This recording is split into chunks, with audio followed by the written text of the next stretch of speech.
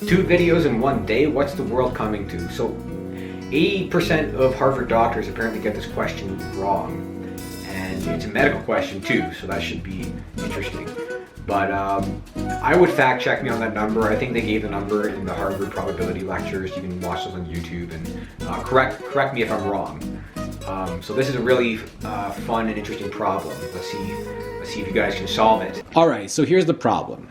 You have a new disease called COVID-20 because people are bored of COVID-19. So we have our new COVID-20 here.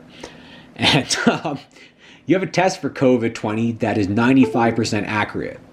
So I guess you have your stupid little nasal swab or whatever. And this test is 95% accurate. So it's a pretty good test. Not perfect, but extremely good. Now, you randomly decide to get tested for COVID-20, and you test positive. Uh-oh, right? We're positive for COVID-20. Now, the question is, what are the odds that you actually have COVID-20 given these 4 points? And it's a multiple choice question.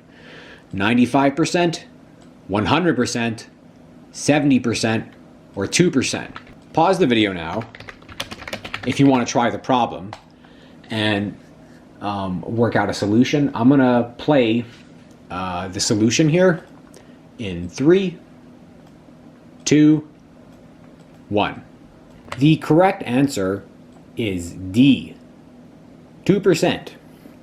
That might seem very counterintuitive. If the test is 95% accurate, right, how come we don't have a 95% accuracy? That seems very strange.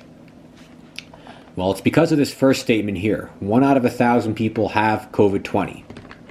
So, let's just draw this out here. We have 1,000 people.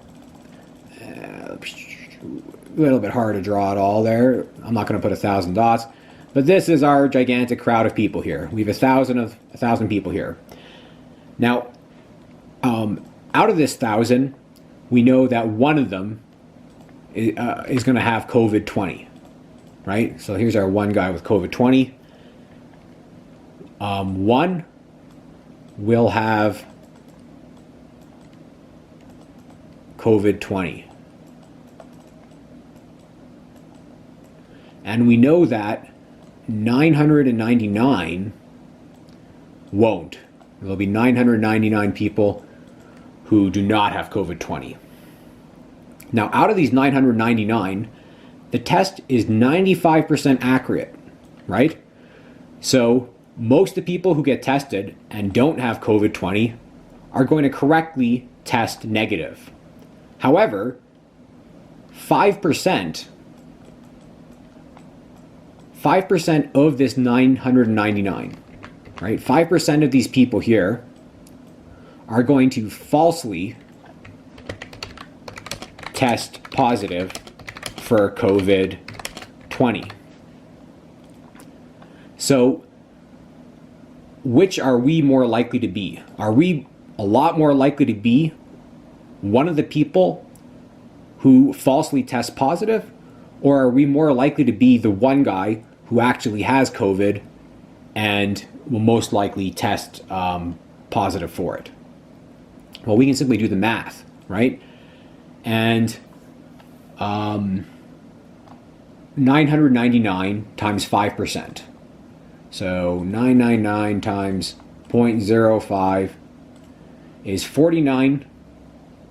We could just round that up to 50. Let's just say 50 people are going to be false positives. We're going to have 50 false positives.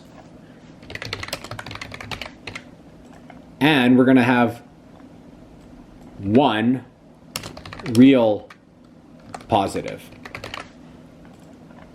So the odds of you actually having COVID-20 are 1 over 50, which is equal to 2% approximately.